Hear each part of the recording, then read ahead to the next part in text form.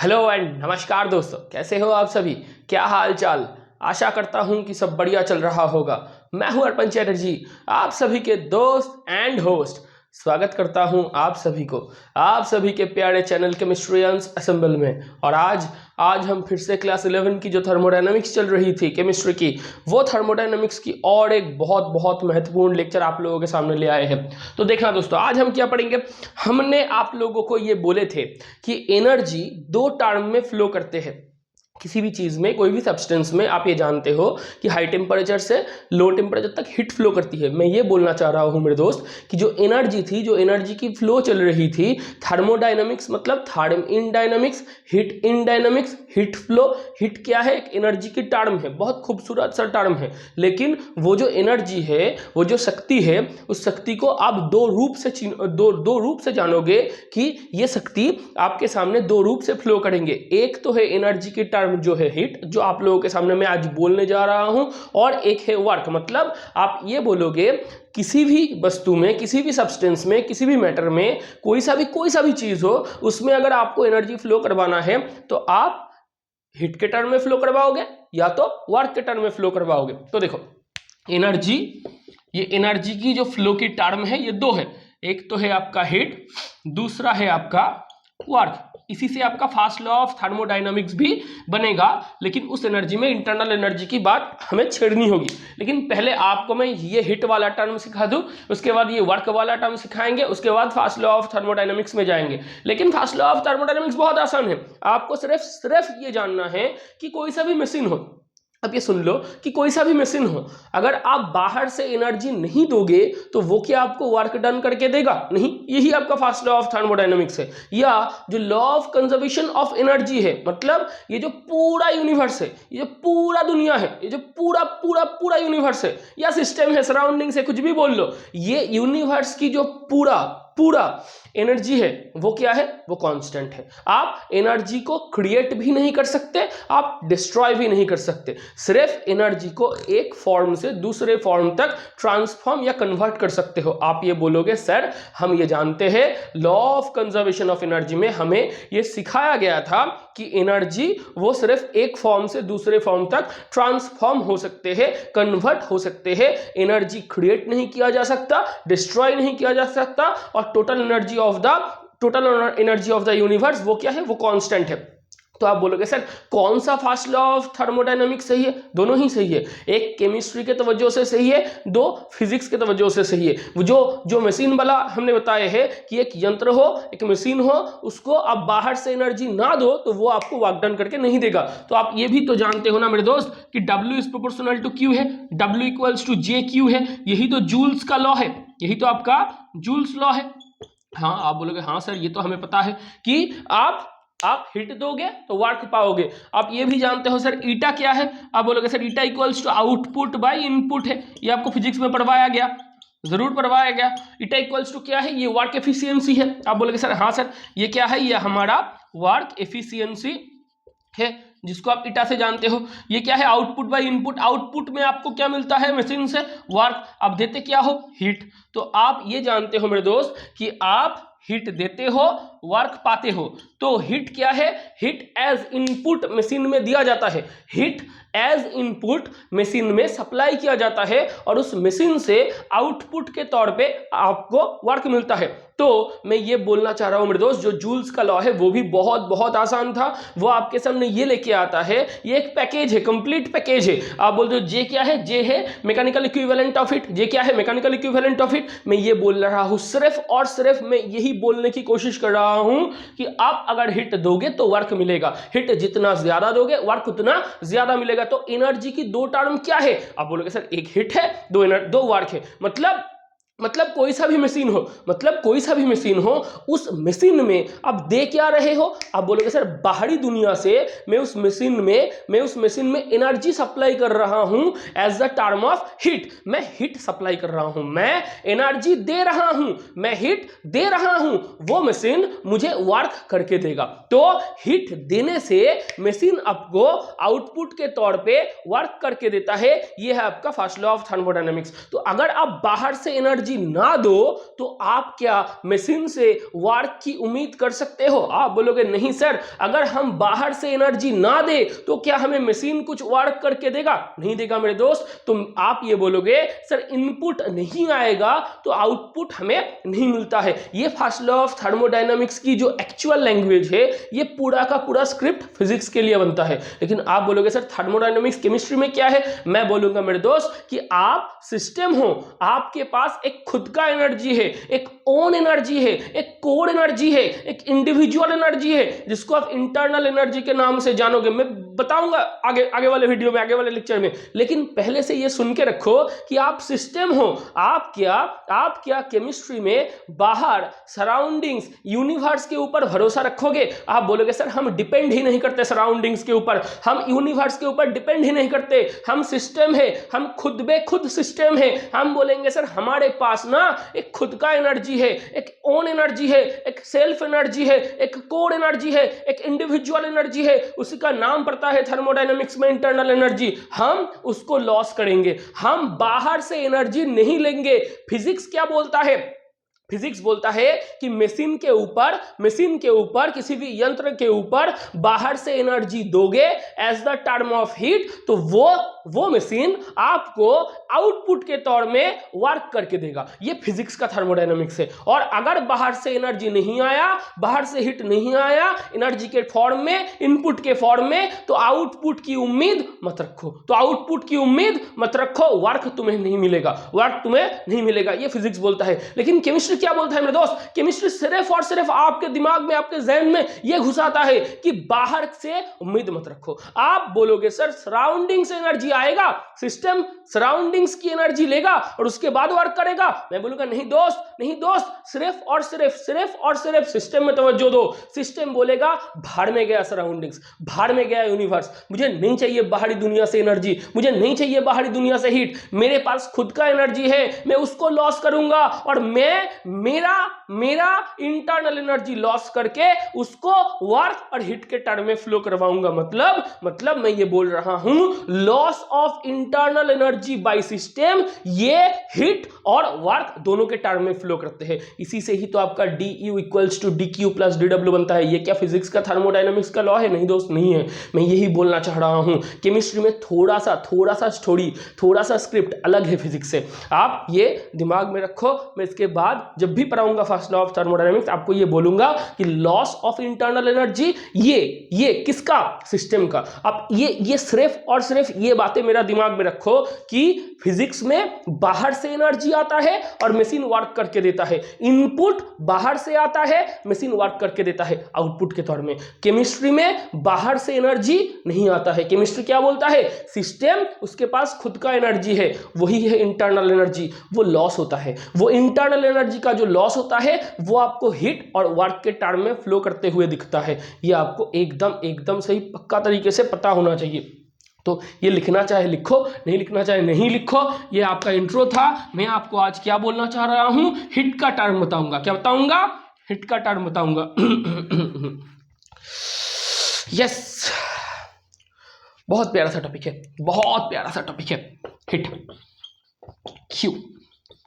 Hit Q. पहले तो ये सुनो कि हिट क्या है। मैं बोलूंगा सर हिट एनर्जी है। हिट क्या है? एनर्जी है। ये क्या करता है? फ्लो करता है। भाई साहब एनर्जी क्या होगा?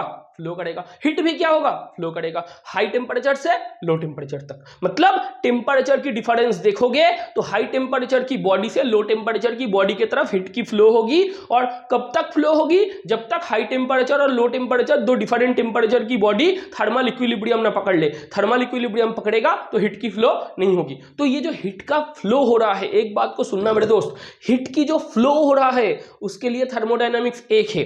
हिट जब आप फ्लो करवा दोगे, जो लो टेम्परेचर की बॉडी थी वो इस हिट को पकड़ेगा अपने तरफ, हिट को कंटेन करेगा। उसके लिए फर्स्ट लॉ ऑफ थर्मोडायनामिक्स की टर्म थोड़ा सा अलग है। मैं पूरा डीप में लेके जाऊंगा आपको। समंदर बहुत गहरा है, आप उतर के देखो। मैं तैरवाना सिखाऊंगा, लेकिन मेरे साथ आप मुझको विश्वास रख के उतर के देखो। बहुत गहरा ये रिश्ता है मेरे साथ आपका। मैं ये बोलना चाह रहा हूं मेरे दोस्त कि जब हिट फ्लो करेगा हिट तो फ्लो करेगा ना। हिट क्या है? आप बोलोगे सर हाँ सर एनर्जी है, एनर्जी फ्लो करता है। हाँ एनर्जी फ्लो करता है, तो आप बोलोगे सर हिट भी फ्लो करेगा। मैं बोलूंगा जी बिल्कुल है। हिट जब तक फ्लो करेगा तब तक फास्ट लॉ ऑफ थर्मोडाइनमिक्स की जो लैंग्वेज है, जो स्क्रिप्ट है, वो एक है। मैं मानता हूं वो du equals to dq plus dw है। लेकिन जब हिट की फ्लो रुकेगा, जब हाई टेम्परेचर की बॉडी के तरफ से लो टेम्परेचर की बॉडी के तरफ हीट फ्लो रुक जाएगा, तो वो लो टेम्परेचर की जो बॉडी थी वो हीट को अपने ऊपर कंटेन करेगा। तो heat contain by the system आएगा, तब उधर से एंथैल्पी की टर्म आएगा। क्या आएगा? एंथैल्पी की टर्म आएगा। मैं ये बोलना चाह रहा हूं मेरे दोस्त कि हीट फ्लो कर रहा था, हीट फ्लो कर रहा था। जब तक हीट की फ्लो चलेगा तब तक du equals to dq plus dw है। मतलब फर्स्ट लॉ ऑफ थर्मोडायनेमिक्स की जो भाषा है वो सही है, लेकिन मैं ये बोलूंगा वही एकमात्र फर्स्ट लॉ ऑफ थर्मोडायनेमिक्स की लैंग्वेज नहीं है। वो जो एक्चुअल फॉर्मूलेशन है उसको बदला भी जा सकता है, उसको परिवर्तन भी किया जा सकता है। तो कैसे करोगे वो परिवर्तन? मैं बोलूंगा जो हीट फ्लो हो रहा है वो कंटेन भी तो होगा। जो हीट की फ्लो हो रहा है भाई साहब, एक वस्तु से, एक बॉडी से दूसरे बॉडी के तरफ हीट की फ्लो हो रहा है। आप बोलोगे हाँ सर हो रहा है, तो दूसरा बॉडी उस हीट को पकड़ेगा ना, वो हीट को पकड़ेगा तो वो क्या होगा? आप बोलोगे सर हीट की फ्लो हुआ, हीट की फ्लो हुआ तो एक बॉडी हाई टेम्परेचर की बॉडी से लो टेम्परेचर की बॉडी की तरफ हीट फ्लो करेंगे, हाई टेम्परेचर की बॉडी से लो टेम्परेचर की बॉडी की तरफ हीट फ्लो करेंगे। मैं ये तो बोल रहा हूं हाँ करेंगे, हाई टेम्परेचर से लो टेम्परेचर की तरफ हीट फ्लो करेंगे, लेकिन ये जो लो टेम्परेचर का बॉडी है ये वो फ्लो हीट को कंटेन करेंगे। तो हीट कंटेन भी तो होते हैं ना, ये जो हीट कंटेन होते हैं इसको हीट कैपेसिटी बोलते हो। क्या बोलते हो? हीट कैपेसिटी बोलते हो। इसी से एक टर्म की उत्पत्ति होगी जिसको केमिस्ट्री में आप पढ़ोगे एंथैल्पी। क्या पढ़ोगे? एंथैल्पी।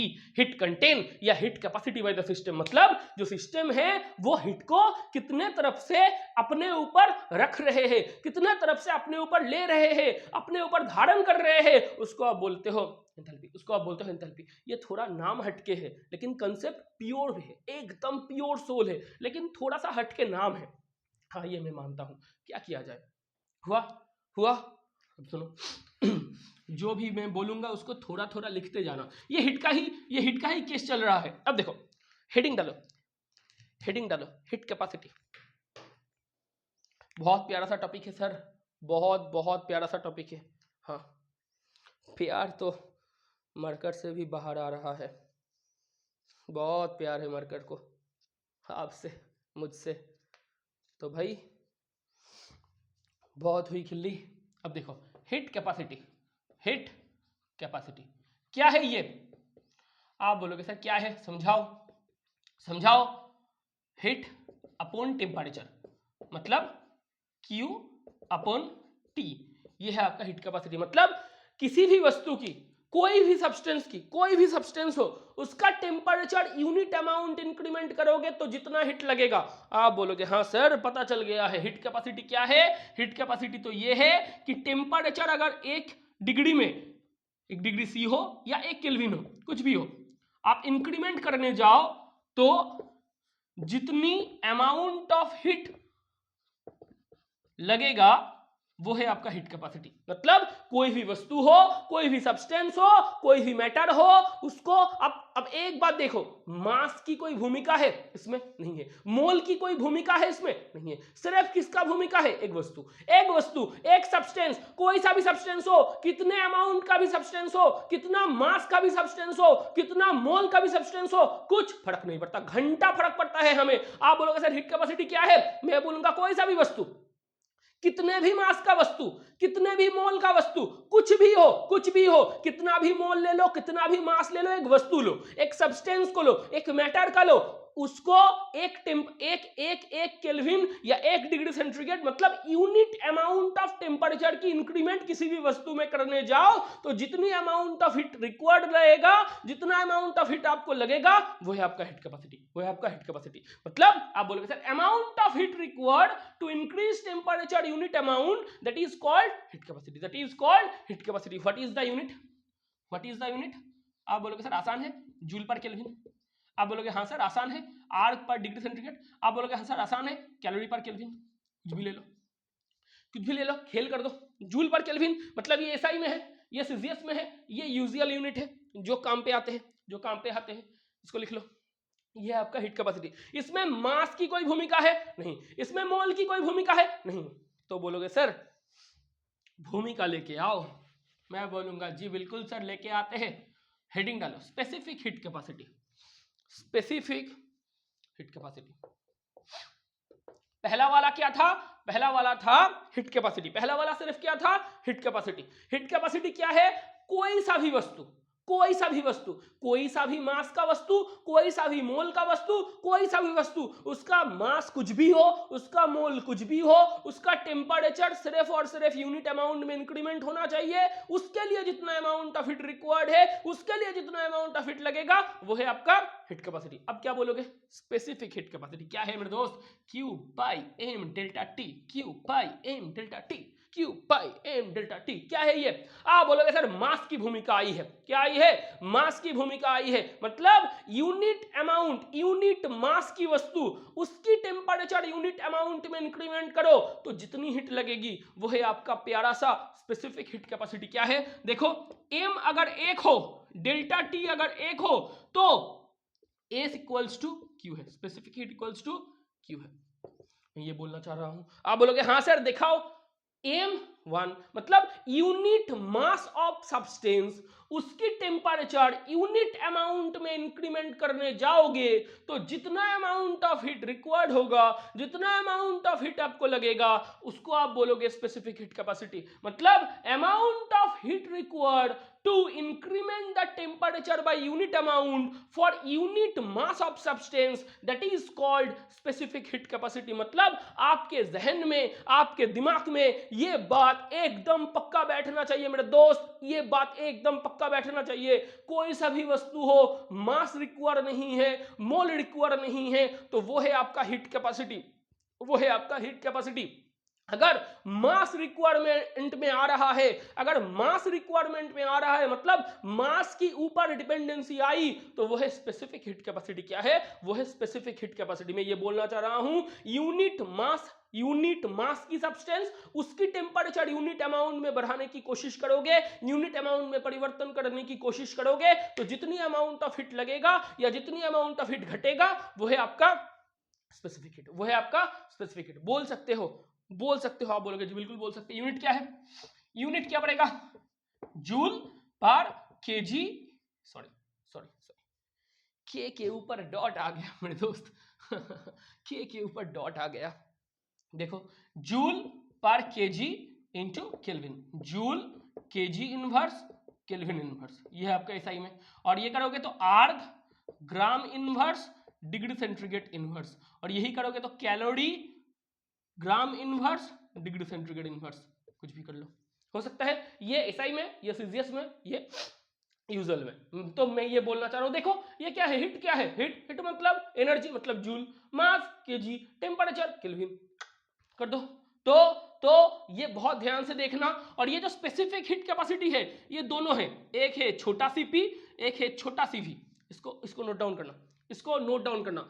आप जो सोच रहे हो, आपके दिमाग में जो हलचल सी शुरू हुई है, वो हलचल थोड़ी देर के लिए शांत रखो मेरे दोस्त, शांत रखो। ये वो वाला सीपीसीवी नहीं है जो आप सोच रहे हो, ये वो वाला सीपीसीवी नहीं है जो आपके दिमाग में ऑलरेडी आ रहा है, जो लड्डू आपके दिल में फुट रहा है, उसको थोड़ी देर के लिए एकदम शांति से देखो। ये वो वाला सीपीसीवी नहीं है, वो तो कैपिटल सीपी कैपिटल सीवी होता है जो आपके दिमाग में आ रहा है। मैं उस पर जाऊंगा, लेकिन थोड़ा सब्र करो। मैं ये बोलना चाह रहा हूं मेरे दोस्त, स्पेसिफिक हीट कैपेसिटी क्या है? यूनिट अमाउंट, यूनिट मास की सब्सटेंस, यूनिट टेम्परेचर की इंक्रीमेंट करने जाओगे तो जितना हीट लगेगा स्पेसिफिक हीट कैपेसिटी है। यूनिट आपको बोला गया है सीपी और सीवी है। मतलब स्पेसिफिक हीट कैपेसिटी दो टर्म में आते हैं, मतलब स्पेसिफिक हीट कैपेसिटी दो टर्म में आते हैं। क्या है वो? लिख लो। सीपी क्या है? आप बोलोगे सर सी छोटा P Q by M delta T at constant pressure, at constant pressure. और सीवी क्या है? Q by M delta T at constant volume, at constant volume. तो मैं ये बोलना चाह रहा हूं मेरे दोस्त, ध्यान से देखना, ध्यान से देखना। मैं ये बोलना चाह रहा हूं यूनिट मास की सब्सटेंस, कि टेम्परेचर यूनिट अमाउंट में इंक्रीमेंट करोगे तो जितना हीट लगेगा एट कांस्टेंट प्रेशर वो है Cp। यूनिट मास की सब्सटेंस उसकी टेम्परेचर यूनिट अमाउंट में इंक्रीमेंट करोगे तो जितना हीट लगेगा एट कांस्टेंट वॉल्यूम वो है आपका Cv, वो है आपका Cv। नोट डाउन करना, स्पेसिफिक हीट कैपेसिटी कितने टर्म में आता है? 2 टर्म में, एक है छोटा Cp, एक है छोटा Cv। नोट डाउन करो, नोट डाउन करो। अब देखो, अब इसके आगे हेडिंग डलवाओ, मोलार स्पेसिफिक हीट कैपेसिटी। क्या होगा? Molar specific heat capacity. अब बोलोगे सर अब हमें लग रहा है कि आप हमें सही डायरेक्शन में लेके जा रहे हो, क्योंकि आपके सामने आपका फेवरेट सा टॉपिक आ गया है, MSHC, molar specific heat capacity. ये क्या है? आप बोलोगे sir Q upon N delta T, Q upon N delta T. Molar specific heat capacity क्या है? Q upon N delta T. क्या है? आप बोलोगे सर सिर्फ हीट कैपेसिटी पढ़वाया आपने। मैं बोलूंगा जी बिल्कुल। उसमें मास की भूमिका थी? नहीं। मोल की भूमिका थी? नहीं। मतलब कोई सा भी सब्सटेंस टेम्परेचर यूनिट अमाउंट में इंक्रीमेंट करवाओ, जितना हीट लगेगा हीट कैपेसिटी, जितना हीट लगेगा हीट कैपेसिटी। मास की भूमिका नहीं है, मोल की भूमिका नहीं है। कोई सा भी सब्सटेंस, उसका कोई सा भी मास, कोई सा भी मोल, उसकी टेम्परेचर यूनिट अमाउंट में इंक्रीमेंट करवाओ, जितना हीट लगेगा हीट कैपेसिटी। मास की भूमिका लेके आओ, मतलब यूनिट मास की सब्सटेंस, मतलब यूनिट मास की सब्सटेंस टेम्परेचर यूनिट अमाउंट में इंक्रीमेंट करवाओ, जितना हीट लगेगा वो है आपका स्पेसिफिक हीट कैपेसिटी, वो है आपका स्पेसिफिक हीट कैपेसिटी। कितने टर्म में आता है ये? At constant pressure Cp, at constant volume Cv, मतलब स्मॉल Cp स्मॉल Cv। बैठ गया दिमाग में? अब देखो, अब देखो ये क्या है? N क्या है? आप बोलोगे सर मोल है। आप बोलोगे सर मोल है तो N इक्वल्स टू 1 मोल होगा, delta T equals to unit होगा। ये 1 केल्विन भी हो सकता है, 1 डिग्री सेंटीग्रेड भी हो सकता है। तो मोलार स्पेसिफिक हीट कैपेसिटी क्या होगा? Q होगा। क्या होगा? Q होगा। मैं ये बोलना चाह रहा हूं मेरे दोस्त, ध्यान से देखना कि 1 मोल की सब्सटेंस, देखो N1 डेल्टा T1, मतलब 1 मोल की सब्सटेंस 1 डिग्री सेंटीग्रेड या 1 केल्विन टेम्परेचर इंक्रीमेंट। मतलब ये बोलना चाह रहा हूं मैं कि 1 मोल की सब्सटेंस की टेम्परेचर यूनिट अमाउंट में इंक्रीमेंट करवाओ तो जितना हीट लगेगा वो है मोलर स्पेसिफिक हीट कैपेसिटी। मतलब आप ये तो सुन लो, 1 मोल की सब्सटेंस की टेम्परेचर यूनिट अमाउंट में इंक्रीमेंट करवाने से जितना हीट आपको रिक्वायर होगा, जितना अमाउंट ऑफ हीट आपको लगेगा वो है molar specific heat capacity. Amount of heat required to increase temperature by unit amount for 1 mole substance, that is called molar specific heat capacity, that is called molar specific heat capacity। मतलब heat capacity में मास मोल नहीं है, heat capacity में मास मोल नहीं है, specific heat capacity में मास है, specific heat capacity में मास है, मोलार स्पेसिफिक हीट कैपेसिटी में मोल है, मोलार स्पेसिफिक हीट कैपेसिटी में मोल है। तो यूनिट क्या होगा? यूनिट क्या होगा? आप बोलोगे sir joule by mole into kelvin, joule kelvin inverse mole inverse, ये एसआई में है। सीजीएस में क्या होगा? Erg degree centigrade inverse mole inverse, calorie degree centigrade inverse mole inverse, ये हो सकता है। ये सब यूनिट है, ये सब यूनिट है, लिख लो। मतलब एक में मास भी नहीं है, मोल भी नहीं है, वो है हीट कैपेसिटी। एक में मास है, स्पेसिफिक हीट कैपेसिटी, एक में मोल है, molar specific heat capacity, molar specific heat capacity. इसको नोट डाउन करो। और ये क्या है? आप बोलोगे सर अब आएगा मजा, ये है आपका प्यारा सा कैपिटल Cp और कैपिटल Cv, मतलब molar specific heat capacity at constant pressure Cp, molar specific heat capacity at constant volume Cv। लिख लो।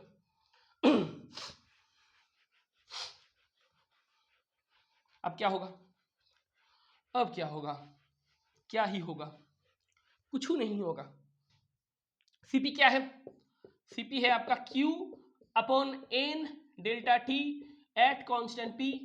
Cv क्या है आपका? Q upon N delta T at constant V। लिख लो, लिख लो।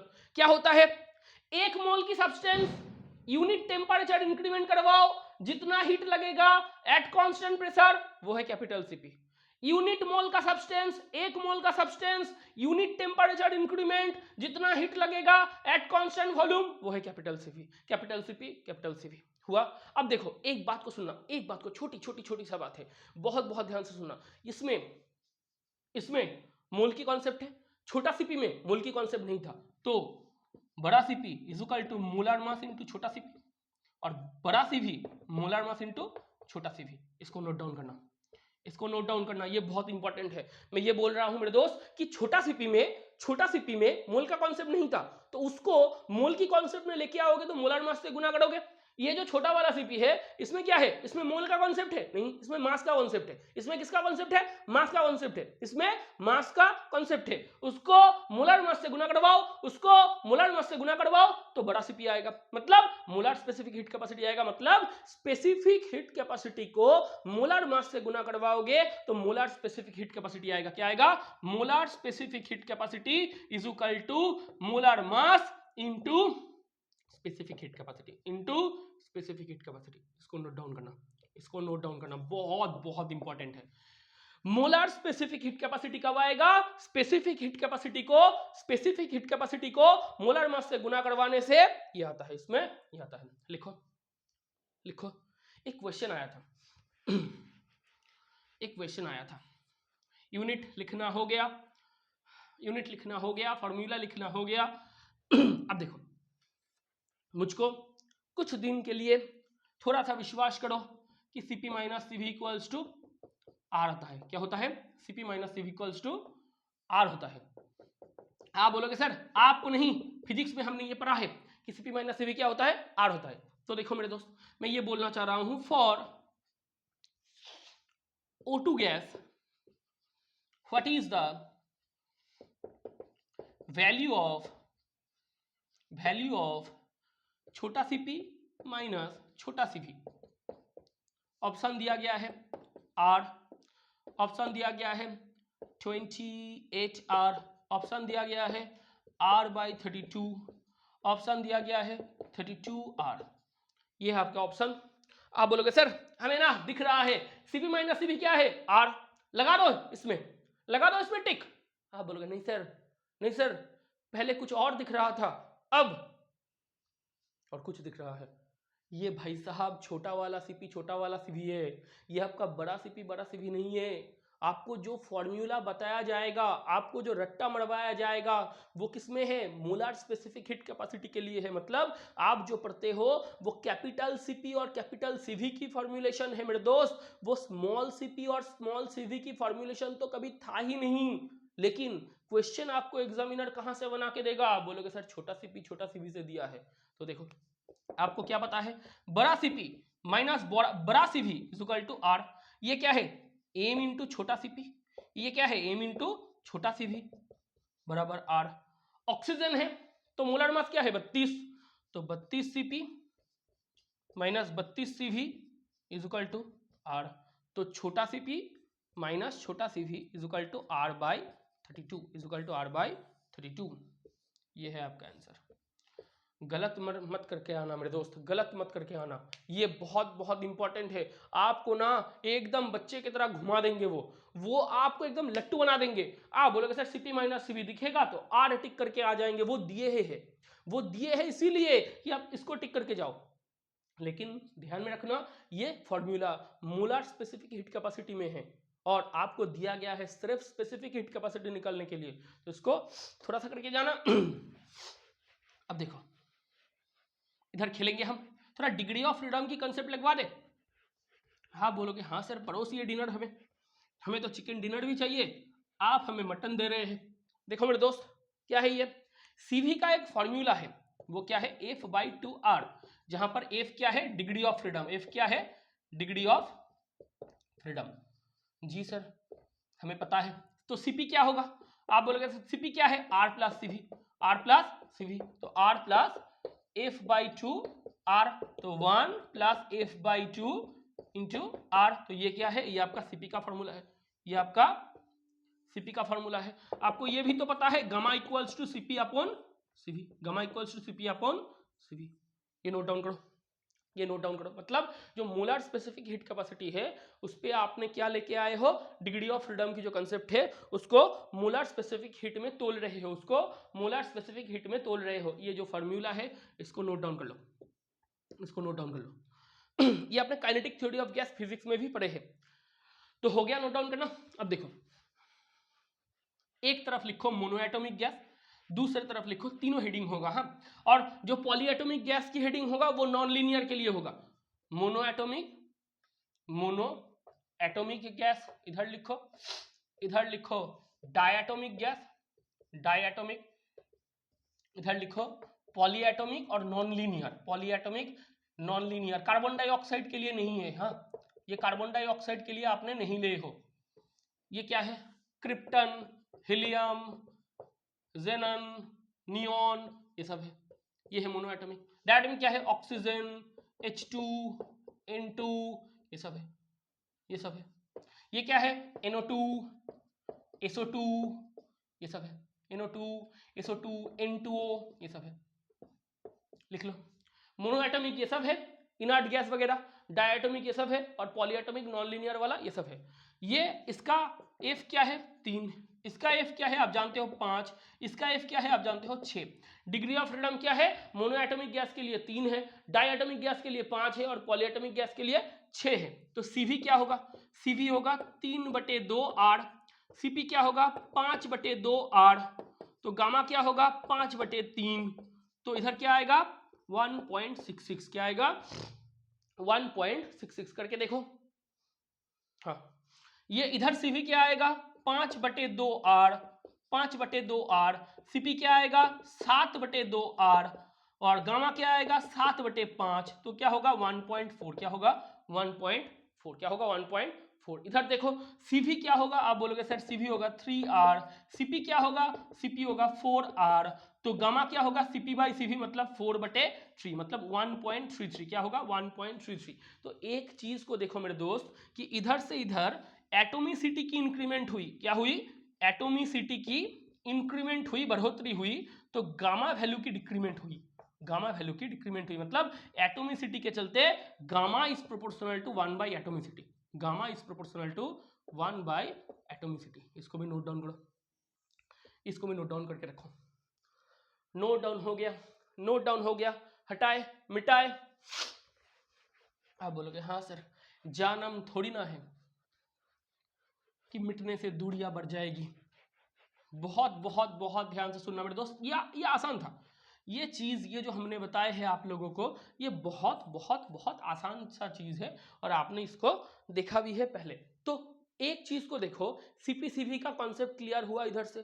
CV का जो कॉन्सेप्ट है, CP का जो कॉन्सेप्ट है, मोलर स्पेसिफिक हीट कैपेसिटी का जो कॉन्सेप्ट है, स्पेसिफिक हीट कैपेसिटी का जो कॉन्सेप्ट है, हीट कैपेसिटी का जो कॉन्सेप्ट है, ये है आपका एक्चुअल में कॉन्सेप्ट। और आप ये भी जानते हो हीट में, आप बोलोगे हाँ सर और एक बार बोल दो, कि एक तो है सिस्टम और दूसरा है आपका सराउंडिंग्स, दूसरा है आपका सराउंडिंग्स। तो एक चीज को देखो, आप अगर इधर एडायाबेटिक वॉल लगवाओगे तो कुछ नहीं होगा। पहले ये सुन लो कि अगर आप इधर एडायाबेटिक वॉल लगवाओगे, एडायाबेटिक वॉल लगवाओगे, तो भाई साहब हीट की फ्लो नहीं होगी।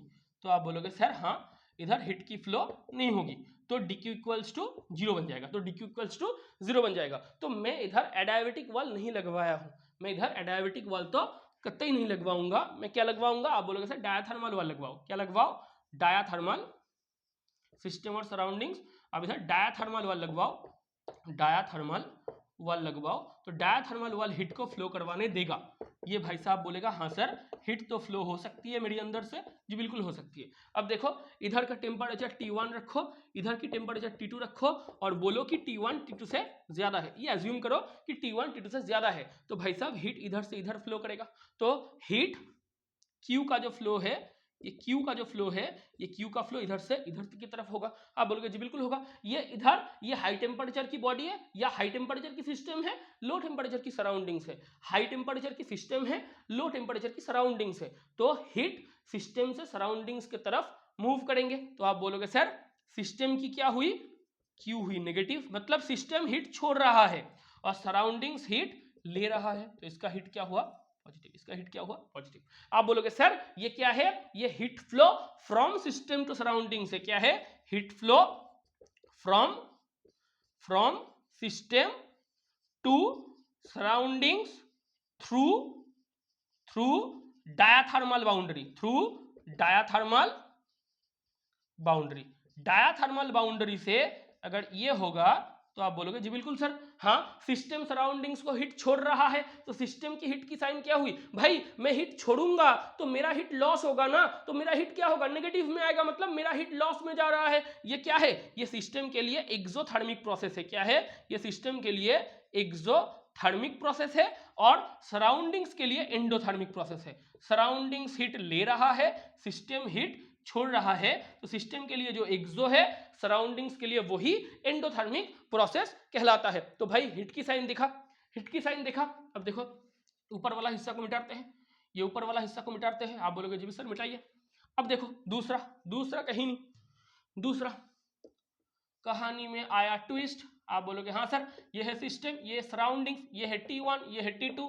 अब बोलो T2 T1 से ज्यादा, अब बोलो T2 T1 से ज्यादा, तो भाई हिट इधर से इधर फ्लो करेगा। ये Q का जो फ्लो है ये सराउंडिंग्स की तरफ से, ये सराउंडिंग्स की तरफ से सिस्टम के तरफ करवाएंगे। तो आप बोलोगे इधर भी क्या वॉल लगवाए हो, डायाथर्मल वॉल के क्या वॉल लगवाए हो, इधर भी डायाथर्मल वॉल, हिट फ्लो होगा। हाँ सर इधर भी हिट फ्लो हो रहा है। तो देखो इधर का टेम्परेचर ज्यादा, इधर का टेम्परेचर कम, तो सराउंडिंग से सिस्टम की तरफ हिट फ्लो करेंगे। तो भाई सिस्टम हिट ले रहा है, सिस्टम का हिट का साइन क्या होगा, पॉजिटिव। सिस्टम का हिट का साइन क्या होगा, पॉजिटिव। सराउंडिंग्स हिट को दे रहा है तो हिट का साइन क्या होगा, नेगेटिव। आप क्या बोलोगे कि इधर hit gain by system, hit gain और एब्जॉर्ब, हिट गेन और एब्जॉर्ब बाय सिस्टम। मतलब सिस्टम क्या कर रहा है, सिस्टम हिट की एब्जॉर्प्शन हो रहा है, सिस्टम हिट को ले रहा है। तो भाई सिस्टम की हिट क्या हुई, प्रॉफिट में। सिस्टम की हिट क्या हुई, प्रॉफिट में। और सराउंडिंग्स क्या करेगा, heat lose, heat liberate, heat release, heat release. तो इसका साइन क्या है, नेगेटिव। तो एक बात देखो, ये क्या है, ये आपका एंडोथर्मिक है, ये आपका एंडोथर्मिक है, और ये आपका एक्सोथर्मिक है, ये आपका एक्सोथर्मिक है। आप बोलोगे हाँ सर हमें पता चल चुका है कि ये जो सिस्टम होता है, सिस्टम और सराउंडिंग्स में ये हिट का साइन क्या होता है। और एक बात मेरे दोस्त, थर्मोडायनामिकल प्रोसेस के लिए सबसे अच्छा वाल क्या है, एकदम बहुत बहुत ध्यान से सुनना। थर्मोडायनामिकल प्रोसेस के लिए एकदम आइडियल वाल है डायथर्मल वाल, एडियाबेटिक वाल नहीं है। क्योंकि एडियाबेटिक वाल में बहुत सारी किस्सा है, क्योंकि एडियाबेटिक वाल अपने अंदर से हिट फ्लो की अनुमति नहीं देता है, वो डायथर्मल वाल देता है। इसके लिए ये है आपका हिट का साइन। हमने हिट के तरफ से जो हो सकते हैं सब कुछ बता दिए, सब कुछ बता दिए। हिट के तरफ से और कुछ नहीं होगा। इसके बाद मैं वर्क बोलूंगा और direct first law of thermodynamics में घुस जाऊंगा। तो आज के लिए ये लेक्चर, हिट वाला लेक्चर, मैं इधर ही खत्म करता हूं। बहुत बहुत ध्यान से सुनना, बहुत बहुत ध्यान से रहना, बहुत बहुत ध्यान से मेहनत करना और बहुत अच्छी तरीके से पढ़ाई करना मेरे दोस्त। फोड़ना है आप लोगों को, फोड़ना है, टॉप करना है, टॉप करना है। जहां पर भी जाओगे, कहीं पर भी जाओ, कुछ भी करो, कुछ भी करो, नीट में जाओ डॉक्टर बनो, अच्छी डॉक्टर बनो, आईआईटी में जाओ बहुत बढ़िया इंजीनियर बनो, जियो अपने लाइफ को अपने तरफ से। लेकिन जो मोमेंट में आप हो, ये जो मोमेंट है, ये थर्मोडायनामिक्स के लैंग्वेज में आपके लिए सिस्टम है। जियो ये सिस्टम को, अंदर तक लो, ज्ञान को समेटो, बहुत सारे ज्ञान को अपने अंदर समेटो। ये जो ज्ञान है ना, ये आपसे कभी दूर नहीं जाएगी। माँ चले जाएंगे, बाप चले जाएंगे, पेरेंट्स चले जाएंगे, भाई बहन सब चले जाएंगे। ये जो आपकी गर्लफ्रेंड है जिसको लेके घूम रहे हो पार्क में, मत जाओ यार।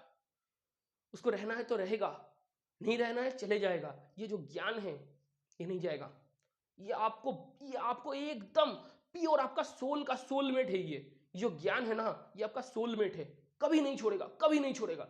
आप बोलोगे तू चले जा मेरे से, आप बोलोगे तू चले जा मेरे से, मुझे नहीं चाहिए ज्ञान। ये बोलेगा तूने एक वक्त मुझे रोटी खिलवाई थी, तूने एक वक्त मुझे समय दिया था, आज मैं तुझे नहीं छोड़ूंगा। बुरे से बुरे वक्त तक आपके पास कोई नहीं रहेगा, आपका नॉलेज रहेगा, आपका एडुकेशन रहेगा। इसलिए कुछ भी करो जीवन में, कुछ भी करो, कुछ फर्क नहीं पड़ता। ये जीवन है मेरे दोस्त, ये जीवन है। नो तो है ही नहीं, नो तो है ही नहीं। सब कुछ आपके लिए नेक्स्ट अपॉर्चुनिटी है। सब कुछ सीखो, अपने अतीत से सीखो, प्रेजेंट में काम पे लो, भविष्य एकदम सुदृढ़ बन जाएगा, एकदम आपका फ्यूचर ब्राइट है। कुछ भी करो, कुछ भी करो अपने जीवन में, ज्ञान को लेते जाओ, कहीं पर भी ज्ञान लो, कहीं पर भी, कुछ भी एजुकेशन सिस्टम में लो। आप प्राइवेट ट्यूशन से लो, स्कूल से लो, इधर से लो, कहीं से भी लो। बहुत सारी ऑनलाइन प्लेटफॉर्म है आपके लिए, एकदम खुला पड़ा है, सब दे रहे हैं आपको। अब आओ, अब बनाओ हमें सिस्टम। जो बाहरी दुनिया में आप घूम रहे हो वो आपके लिए सराउंडिंग्स है, आप उसमें भटक रहे हो। आप सोच रहे हो कि वो बाहरी दुनिया आपके लिए सिस्टम है, नहीं है मेरे दोस्त। ये जो समय है ना, अगर चला गया वापस नहीं आएगा। तब घर के कोने में बैठ बैठ कर रोओगे, फूट फूट कर रोओगे, कोई आंसू पुछाने वाला नहीं आएगा। अगर ये ज्ञान रहेगा, आंसू अपने आप मिट जाएंगे।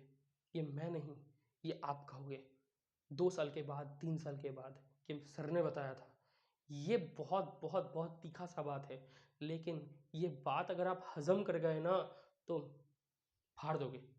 समय समय एक घोड़ा जैसा है, पैर के नीचे आ गए तो कहीं का नहीं छोड़ेगा, ऊपर चढ़ के बैठ गए, जहां लेके जाओगे वहां तक लेके जाएगा। मेहनत करो, सिर्फ मेहनत करो, एकदम शोर मत मचाओ, सिर्फ और सिर्फ मेहनत करो। मेहनत शोर मचाएगा एक दिन। आप कहाँ चले जाओगे आपको पता ही नहीं है, कहाँ चले जाओगे। सिर्फ विनम्र हो जाओ और एकदम मेहनत करो, सिर्फ सिर्फ मेहनत करो। योगी बन जाओ, तब करो, मेहनत करो, योगी बन जाओ। कुछ नहीं चाहिए, बाहरी दुनिया है, सब सब सराउंडिंग से पढ़ाई सिस्टम है और कुछ नहीं है। कुछ नहीं चाहिए भाई, सब डिस्ट्रैक्शन है। सिर्फ पढ़ो, सिर्फ पढ़ो, सिर्फ पढ़ो, सिर्फ पढ़ो। जब भी पढ़ने की मन नहीं लगेगा ना, मम्मी पापा की जो छवि है सामने लेके आओ। कितना मेहनत करते हैं तुम्हारे लिए, कितना मेहनत करते हैं, जी जान लगा देते हैं तुम्हारे लिए कि तुम पढ़ोगे। तुम पे कितना इनपुट डाल रहे हैं भाई, कितना इनपुट डाल रहे हैं, सिर्फ सिर्फ आउटपुट के लिए। हाँ, वर्क एफिशिएंसी एक नहीं होगा, आउटपुट इनपुट के समान नहीं हो सकता, लेकिन 80%, 80%, 90% वहां तक लेके जाओ। हाँ, कुछ एनर्जी लॉस होगा, ये उम्र है, ये उम्र ऐसे ही है। पूरा मेहनत आपको आपके बाप का माँ का नहीं दिखेगा, लेकिन बाप और माँ की 50%, 60%, 80% मेहनत भी अगर आपको दिख जाए ना, आप फील करने लग जाओ अपनी मम्मी और पापा की जो वो बातें, वो फीलिंग, वो आपको जो बोलते हैं, वो बोलना भी नहीं चाहते। अब उनके आंखों में देखो कि वो आपको कहना क्या चाहते हैं, उन आंखों में बहुत सारी बातें हैं। आप खेल जाओगे ये दुनिया से। दुनिया बहुत बहुत बहुत बहुत छोटी हो जाएगी आपके लिए जब आप मम्मी पापा को देखोगे। अब दुनिया को छोटी बना लो, सिमट लो, एकदम एकदम छोटी सी जगह में सिमट लो। छोटी सी जगह में सिमट कर अगर आप पढ़ोगे, वो काम आपको बहुत बड़ा जगह तक लेके जाएगा। वो सिस्टम, आप जो सिस्टम हो ना मेरे दोस्त, वो आप सराउंडिंग्स के ऊपर एक दिन काम करोगे, वो work done by system on surroundings होगा। ये गारंटीड है, ये पक्का है, ये प्रॉमिस है मेरा कि आप जो सिस्टम हो, अगर आप छोटी सी सिस्टम में, बंद कमरे में, छोटी सी जगह में अपने दुनिया को सिमट कर छोटी सी जगह पे मेहनत करोगे, तो एक दिन ये आप जो सिस्टम हो, बाहरी दुनिया सराउंडिंग्स में पूरा जी फाड़ दोगे। वर्क डन बहुत बढ़िया आने वाला है, बहुत बढ़िया। सिर्फ मेहनत करो। बहुत ज्ञान की बातें हो गई। जय हिंद और अलविदा।